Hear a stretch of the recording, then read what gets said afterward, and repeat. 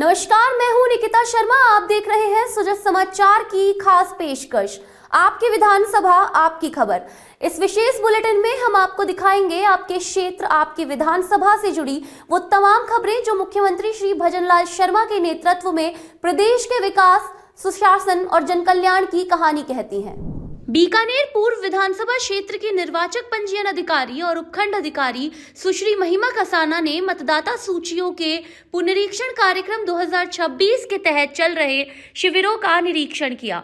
उन्होंने सुभाषपुरा, राजस्व विश्राम गृह, जयपुर रोड और पवनपुरी के मतदान केंद्रों का दौरा कर सुपरवाइजर और बीएलओ के काम की प्रगति देखी। निरीक्षण के दौरान उन्होंने कहा कि किसी भी स्तर पर लापरवाही बर्दाश्त नहीं की जाएगी। साथ में सहायक प्रशासनिक अधिकारी श्री राकेश बंसल भी मौजूद रहे और आवश्यक दिशा निर्देश दिए। आसींद से स्वर्णकार श्री धनराज सोनी ने मेवाड़ के ठाकुर जी श्री सावरिया सेठ के लिए बेजोड़ चांदी का आधार कार्ड तैयार किया। यह 60 ग्राम शुद्ध चांदी से बना है और असली आधार कार्ड जैसा हूबहू लुक रखता है, जिसमें अशोक स्तंभ और सांवरिया सेठ की तस्वीर अंकित है। कार्ड में जन्म तिथि और प्रेरक संदेश मेरे सरकार मेरे पहचान भी लिखा है। श्री धनराज सोनी ने इसे केवल 2 दिन में तैयार किया। पहले भी वे सांवरिया सेठ के नाम पर सोने चांदी के विभिन्न आइटम ग्राहक मांग के अनुसार बनाते रहे हैं। मैं स्वर्णकार धनराज सोनी, मेरी सरकार मेरी पहचान। मैंने एक चांदी का शुद्ध चांदी में एक आधार कार्ड तैयार किया है जो हूबहू आधार कार्ड की तरह दिखता है। वह शुद्ध चांदी में बनाया गया है और उसके ऊपर सांवरिया सेठ की फ़ोटो भी लगाई है और अपने जो विजय स्तंभ है वो भी मैंने उसके ऊपर नक्काशी के रूप में लगाया है और उसमें बढ़िया मीनाकारी भी की है मैंने। भरतपुर के आरबीएम अस्पताल में आयुष्मान योजना के तहत 58 वर्षीय श्री राजेश का सफल स्पाइन ऑपरेशन हुआ। मरीज बाएं पैर में कूल्हे से एड़ी तक दर्द और सुन्नता से परेशान थे और चलने में कठिनाई हो रही थी। न्यूरोसर्जन डॉक्टर लक्ष्मी सिनसिनवार और टीम ने ऑपरेशन किया, जिसमें एमआरआई और एक्सरे से पुष्टि हुई। ऑपरेशन के बाद मरीज अब पूरी तरह स्वस्थ है। पीएमओ डॉक्टर नागेंद्र सिंह भदौरिया के अनुसार मुख्यमंत्री आयुष्मान आरोग्य योजना के तहत इलाज निशुल्क हुआ। इस सफलता से जिले में अत्याधुनिक न्यूरो सर्जरी सुविधाओं की पहुंच आमजन तक बढ़ी है। अब जैसे हमारा हॉस्पिटल का विस्तार होता जा रहा है तो हमारे यहाँ सुपर स्पेशलिटी की सुविधाएं भी उपलब्ध हो गई हैं। पहले क्या होता था कि जो ट्रॉमा के मरीज थे, हमारे पास तो न्यूरो सर्जन नहीं थे, अब हमारे पास में 2 न्यूरो सर्जन आ गए। तो इस वजह से जो ऑपरेशंस के लिए हमें जयपुर रेफ़र करना पड़ता था, वो सारी सर्जरियाँ अब हम धीरे धीरे यहाँ स्टार्ट कर रहे हैं। और इसी कड़ी के अंदर एक ट्रॉमा के अलावा स्पाइन की भी सर्जरी करी हुई है, जिसमें मरीज हमारे यहाँ पे आया था राजेश कुमार करके। उसका चलने फिरने में दिक्कत थी और चलने फिरने के साथ साथ उसके कंटिन्यू ही पेन रहता था। तो उसको देख करके जब यहाँ पे हमारे डॉक्टर न्यूरो सर्जरी विभाग के डॉक्टर ने उनको देखा तो उसके बाद में ये डिसाइड करा कि इसका ऑपरेशन यहीं करा जाए और वो पूरा का पूरा इलाज माँ योजना, मुख्यमंत्री आयुष्मान आरोग्य योजना के अंदर बिल्कुल फ्री में हुआ है। मरीज अब आराम से उठ बैठ रहा है, चल रहा है, अब उसको कोई समस्या नहीं है। तो ये एक हमारे लिए एक पॉजिटिव माइलस्टोन है, ताकि जो मरीज अधिकतर जो जयपुर रेफर होते थे वो धीरे धीरे चिकित्सा सेवाओं के विस्तार की वजह से अब यहाँ रुकने लगेंगे और यही सेवाएं उनको अपने होम जिले के अंदर ही मिलने लग जाएगी। हमने अभी एक पेशेंट ओपीडी में आया था, राजेश जिसका नाम है, और वो लो बैक केक से और साथ में लेफ़्ट लोअर लिम्ब में रेडिकुलर पेन था उनके, और वो 1 महीने से वो परेशान थे। तो हमने उनकी एमआरआई कराई थी तो उसमें L3445 लेवल पर PIVD डिस्क का पेन था। तब उन्होंने उनका प्लान किया कि सर्जरी करनी पड़ेगी। पेशेंट ने भी सहमति देते हुए बोला कि ठीक है सर, आप मेरा का यहीं कर दीजिए। और फिर हमने उसको एडमिट किया और प्लान किया, PAC कराई, एनेस्थीसिया के लिए कराते हैं, और हमने फिर उसका 7 तारीख को अभी ऑपरेशन किया था L3445 PIVD के लिए। अब पेशेंट अभी आज की डेट में आज हमने उसको डिस्चार्ज के लिए प्लान किया है और मोबिलाइज भी कर दिया है, उसको चल रहा है, पेन फ्री है पेशेंट। उसको कोई अब पहले जो कंप्लेन थी सीवियर पेन था तो वो बिल्कुल अब पेशेंट पेन फ्री है। और ये सब हमने माँ योजना चल रही है जो गवर्नमेंट की, उसके अंतर्गत किया है। जो मुख्यमंत्री आयुष्मान आरोग्य योजना है उसके अंतर्गत पूरा कम्प्लीटली फ्री किया है। और इस उनको अब जयपुर जाने की ज़रूरत है या अन्य कहीं प्राइवेट पर जाने की ज़रूरत है? अब इससे मरीजों को बहुत लाभ मिलेगा। अब जो पहले पेशेंट यहाँ से रेफ़र हो जाते थे, जैसे अभी लो बैक के लिए और डिस्क के लिए, जो कि नॉर्मल ऑपरेशन है अपने यहाँ पे, तो वो होने लगे हैं। अब उनको रेफ़र नहीं होना पड़ेगा, तो अब मरीज़ के लिए बहुत ही राहत मिलेगी।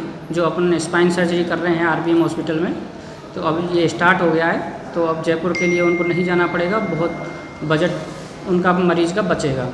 मैं तो सरकार से यही कहूँगा, जैसे मेरे साथ हुआ, भगवान उनको सब को और उससे भी अच्छा मिले, क्योंकि मेरे साथ बहुत अच्छा हुआ है जो भी हुआ है।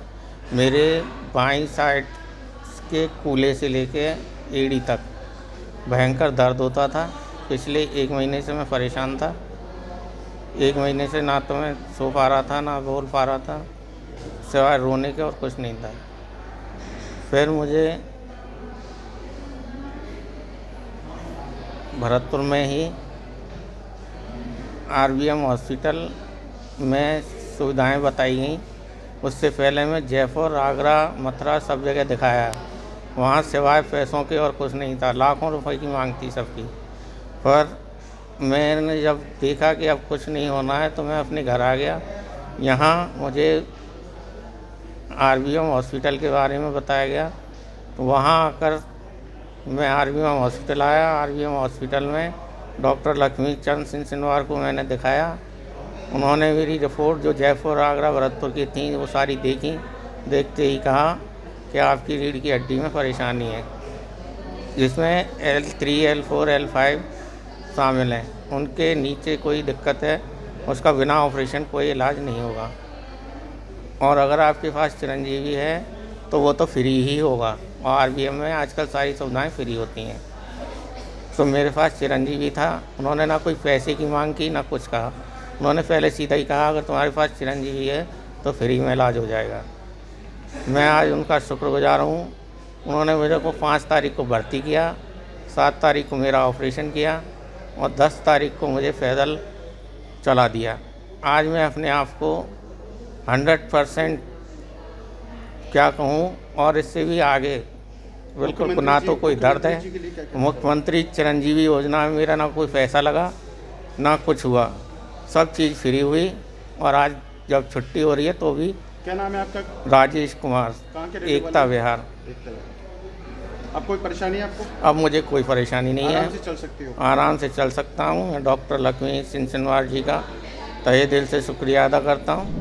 भरतपुर में 21 जनवरी को महारानी श्री जया महाविद्यालय मैदान में युवा संबल मेला आयोजित होगा। मेले में प्रदेश और देश भर के 40 कंपनियों के प्रतिनिधि आएंगे और लगभग 80 पदों पर 5000 युवाओं को रोजगार के अवसर मिलेंगे। ऑनलाइन 2200 से अधिक युवाओं ने पंजीयन करवा लिया है। अतिरिक्त कलेक्टर श्री घनश्याम शर्मा और शहर श्री राहुल सैनी ने तैयारियों की समीक्षा की। पॉलिटेक्निक, आईटीआई और इंजीनियरिंग कॉलेजों के छात्र पंजीयन के लिए प्रेरित किए जा रहे हैं। इच्छुक युवा ऑनलाइन या क्यूआर कोड से आवेदन कर सकते हैं। हमारा जो विभाग है वो दोनों पक्षों की सेवा करता है। एक तरफ तो जो नौकरी देने वाले हैं, दूसरे नौकरी चाहने वाले, और उनको एक जगह एक मंच देने के लिए रोजगार मेले आयोजित करते थे। अब राजस्थान सरकार ने विशेष एक इस पे फोकस करते हुए इसका एरिया बड़ा कर दिया और इसको एक युवा केंद्रित एक मंच के रूप में युवा संबल नाम दे दिया। युवा संबल मेला हो गया, जिसमें प्राइवेट क्षेत्र में रोजगार के साथ साथ विभिन्न स्वरोजगार योजनाएं और अन्य कल्याणकारी योजनाओं के लाभार्थियों को भी उसमें बुलाया जाता है। वहाँ के विभाग भी वहाँ पर रह के उनकी भी जानकारी प्रदान करते हैं। जो अपना 21 तारीख को जो मेला भरतपुर में आयोजित किया जा रहा है, उसके लिए 27 कंपनियों की रजिस्ट्रेशन हो चुके हैं और लगभग 2342 वैकेंसीज हमारे सामने आ चुकी है। अभी भी रजिस्ट्रेशन चालू है और लगता है कम से कम 3000 के आसपास वैकेंसी तो हमारी हो ही जाएगी और अच्छी संख्या में 40 तक के एम्प्लॉयर आने की हमारी संभावना है। और ये जो रोजगार, ये युवा संबल मेला है, उसी को लेकर बैठक हुई। बिल्कुल उसी की तैयारियों के लिए विभिन्न विभागों को जो जिम्मेदारी दी गई थी, उनकी समीक्षा के लिए आज ये मीटिंग ली गई और सभी ने अपनी अपनी तैयारियों के बारे में बताया और इसकी तैयारियां लगभग अच्छी स्थिति में है। अच्छा आयोजन हुआ। सर, आपका नाम, डेजिग्नेशन? जगदीश नारायण निर्वाण, संयुक्त निदेशक EMI रोजगार सेवा निदेशालय। ढींगाना स्थित राजकीय उच्च माध्यमिक विद्यालय में बालिकाओं को साइकिल वितरण कार्यक्रम आयोजित किया गया। कक्षा 9 की 17 छात्राओं को राज्य सरकार की योजना के तहत साइकिल दी गई ताकि स्कूल आने जाने में सुविधा मिले और नियमित उपस्थिति सुनिश्चित हो। कार्यक्रम की अध्यक्षता प्रधानाचार्य श्री सतेंद्र प्रकाश राजपुरोहित ने की। मुख्य अतिथि प्रशासक श्री बीरबल राम बिश्नोई ने छात्राओं को शिक्षा के प्रति उत्साहित किया। अतिथियों ने कहा कि यह योजना बालिकाओं को आत्मनिर्भर बनाती है और उनके उज्जवल भविष्य की नींव मजबूत करती है। कपासन नगर में खाद्य विभाग ने छोटे और मध्यम व्यापारियों के लिए विशेष खाद्य लाइसेंस एवं रजिस्ट्रेशन शिविर आयोजित किया। शिविर में नगर के कई व्यापारियों ने भाग लिया और मौके पर ही लाइसेंस व रजिस्ट्रेशन की औपचारिकताएं पूरी की। अधिकारियों ने व्यापारियों को प्रक्रियाओं और सरकारी योजनाओं की जानकारी दी। फूड लाइसेंस रजिस्ट्रेशन कैंप का आयोजन किया है और सरकार चाहती है कि ज़्यादा से ज़्यादा व्यापारी खाद्य अनुज्ञा पत्र के साथ खाद्य बिजनेस को करें।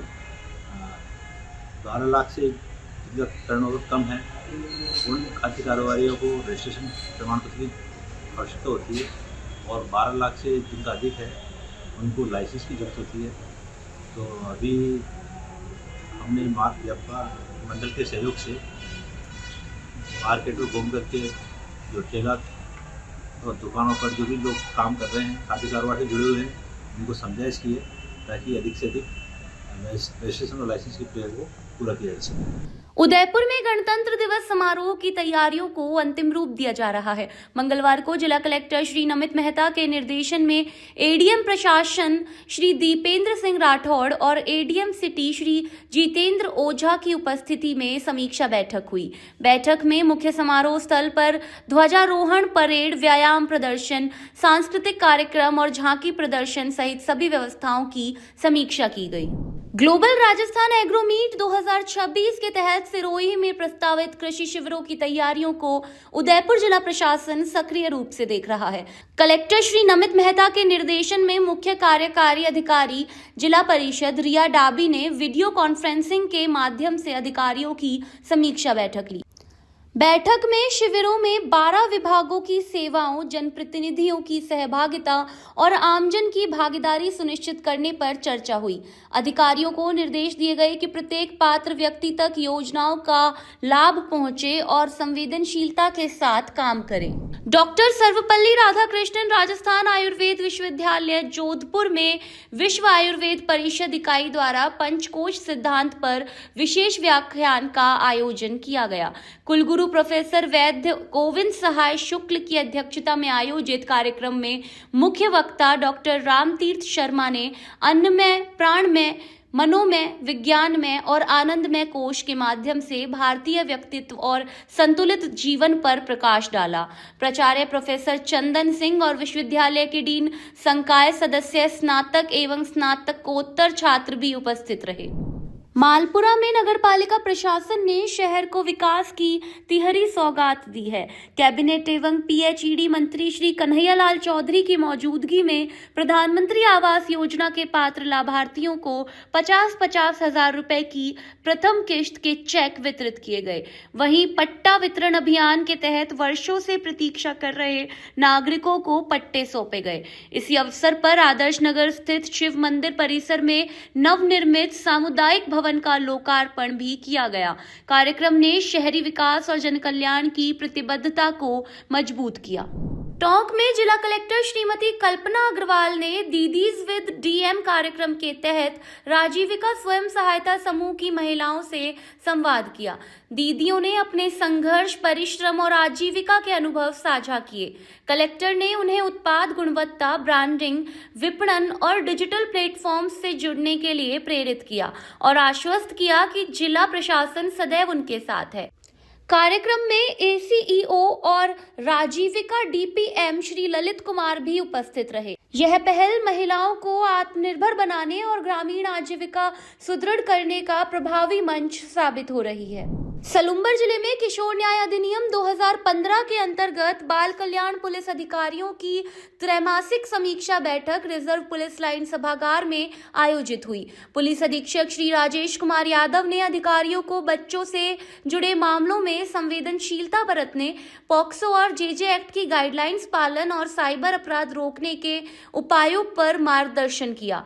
बैठक में यूनिसेफ, बाल कल्याण समिति, वन स्टॉप सेंटर और समाज कल्याण विभाग के प्रतिनिधियों ने बच्चों के संरक्षण अधिनियम और हेल्प डेस्क के महत्व पर प्रकाश डाला। अधिकारियों ने अनुभव साझा किए और आवश्यक दिशा निर्देश प्राप्त किए। आपकी विधानसभा आपकी खबर बुलेटिन में आज के लिए इतना ही। फिर मिलेंगे नई खबरों के साथ। तब तक के लिए देखते रहिए सुजस समाचार। हमारे चैनल को लाइक, सब्सक्राइब और शेयर करना ना भूलें। धन्यवाद।